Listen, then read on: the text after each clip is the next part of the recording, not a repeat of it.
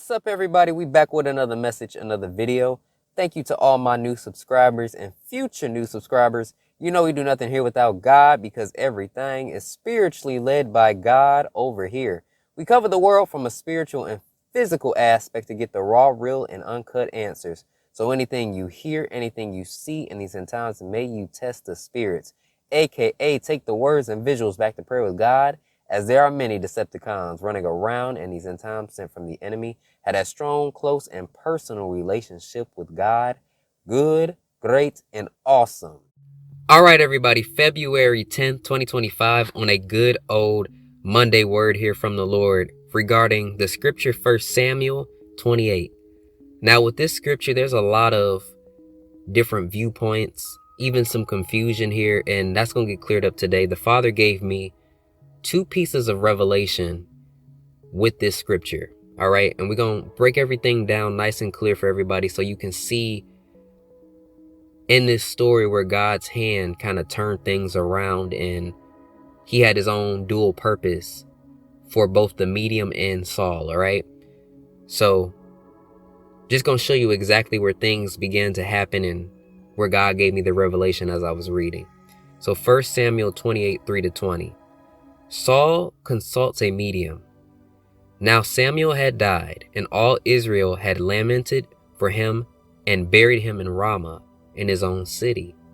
And Saul had put the mediums and the spiritists out of the land. Then the Philistines gathered together and came and encamped at Shunem. So Saul gathered all Israel together, and they encamped at Gilboa. When Saul saw the army of the Philistines, he was afraid, and his heart trembled greatly.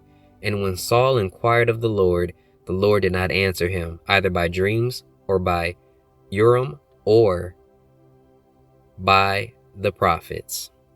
So this piece here is very important because the Father gave me revelation on this piece for today. There's a lot of people on platforms today, because back then they didn't have technology like this. They had to go from land to land to deliver messages. Social media, things get out so quickly, but the problem is God has been trying to get a lot of people on the right track and talk to a lot of people, get them out of their ways, false doctrine, whatever it might be, but they're not listening to him. They're not moving according to his will.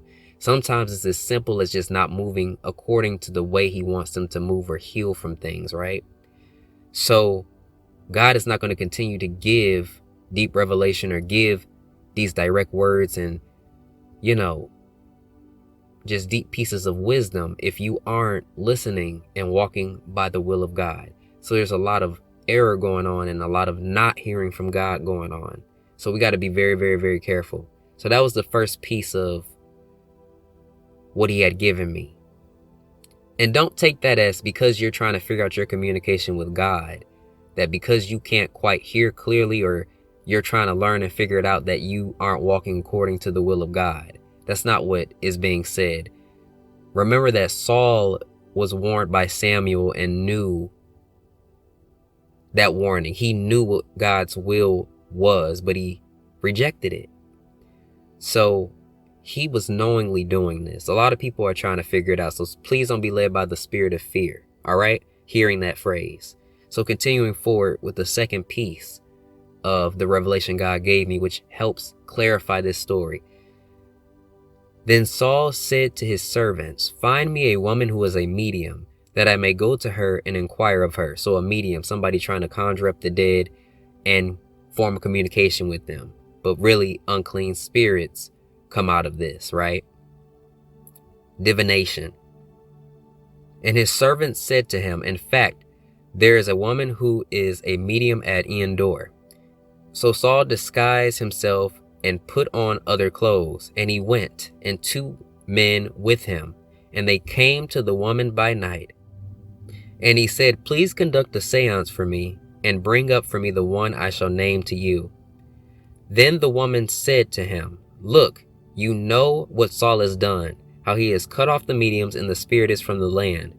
Why then do you lay a snare for my life, to cause me to die? So she was afraid. And Saul swore to her by the Lord, saying, he lied to her. As the Lord lives, no punishment shall come upon you for this thing. Then the woman said, Whom shall I bring up for you? And he said, Bring up Samuel for me. So this is the part where God's hand gets placed in this. When the woman saw Samuel, she cried out with a loud voice. And the woman spoke to Saul, saying, Why have you deceived me? For you are Saul. So there's a lot to break down here that gives you clarity. Number one, the scripture doesn't say a lying spirit. Remember that when God sent a lying spirit to the prophets of Ahab, it specifically said that was a lying spirit. This here was Samuel. Now, this is not saying that the woman had the power to bring Samuel back, hence her reaction. Okay? So, because she was so shocked and cried out, she had never experienced anything like this before. Now, you know good and well, if a medium or anybody that done something before, they're going to be used to what they've encountered. So what was so different about this? Well, clearly she had never seen anything like this before. All she got was information from unclean spirits, lying spirits, performing divination, right? This time, God turned it on Saul, but also taught her the reality of the dangerous practice she was doing. So does that make sense to people? She was shocked. Mediums are frauds, essentially. They can't actually do this. So why was she so surprised? That's a big giveaway in scripture here. So we don't know what was said to the woman before she said, Why have you deceived me, for you are Saul? She found out Saul was lying to her. So this is where she received clarity that Saul was lying to her and using her, and essentially trying to put her in even more bad standing with the Father. So God being graceful and merciful, this was a lesson to her. Yeah, this is the reality of what you're trying to do. Don't do it anymore. And yes, you're being deceived and doing something that I'm not fond of. You know, the Lord trying to get her to understand. I hope that's making sense to people. I tried to really break that all down as best I could. And the king said to her, Do not be afraid. What did you see? And the woman said to Saul, I saw a spirit ascending out of the earth. So God allowed the spirit of Samuel to ascend out of the earth for this. So clarifying once more, the woman didn't have the power to do this. She couldn't do it. Hence her shocked reaction. Okay, she'd never seen that before. So he said to her, What is his form? And she said, An old man is coming up, and he is covered with a mantle. And Saul perceived that it was Samuel, and he stooped with his face to the ground and bowed down. So he tripping. He is tripping right now. Now Samuel said to Saul, Why have you disturbed me by bringing me up? Most lying spirits ain't gonna say, Why have you disturbed me? They're gonna try to entertain you. Meaning Samuel was at a state of rest and peace, right?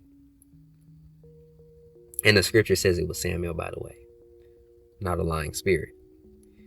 And Saul answered, I am deeply distressed, for the Philistines make war against me, and God has departed from me and does not answer me any more, neither by prophets nor by dreams. Therefore I have called you, that you may reveal to me what I should do. Then Samuel said, So why do you ask me, seeing the Lord has departed from you and has become your enemy? And the Lord has done for himself as he spoke by me. For the Lord has torn the kingdom out of your hand and given it to your neighbor David, because you did not obey the voice of the Lord, nor execute his fierce wrath upon Amalek. Therefore the Lord has done this thing to you this day. Moreover, the Lord will also deliver Israel with you into the hand of the Philistines, and tomorrow you and your sons will be with me. The Lord will also deliver the army of Israel into the hand of the Philistines. So in other words, yeah, you were disobedient, you about to die. And y'all know back then, God ain't play. He would let people know, hey, yeah, you about to die for being disobedient. Remember the prophet that the young man who got deceived by the old prophet to sit down and eat, and he died after that meal? and was told by the old prophet when the Lord gave him the word, yeah, you about to die in short term. So immediately Saul fell full length on the ground and was dreadfully afraid because of the words of Samuel. And there was no strength in him, for he had eaten no food all day or all night. I hope that makes sense to everybody. And just going over this scripture, and you see what really happened throughout this story. So the last thing I'm going to say and make clear one more time. Do not sit up here and do practices like this of a medium. All right? Don't do it. It's unclean. And no, the lady did not conjure up Samuel. That was the hand of God turning that around for two purposes. For the woman to see the reality and to reconfirm what was happening to Saul in a very impactful way. Okay? So peace and blessings, and I will catch y'all in the next one.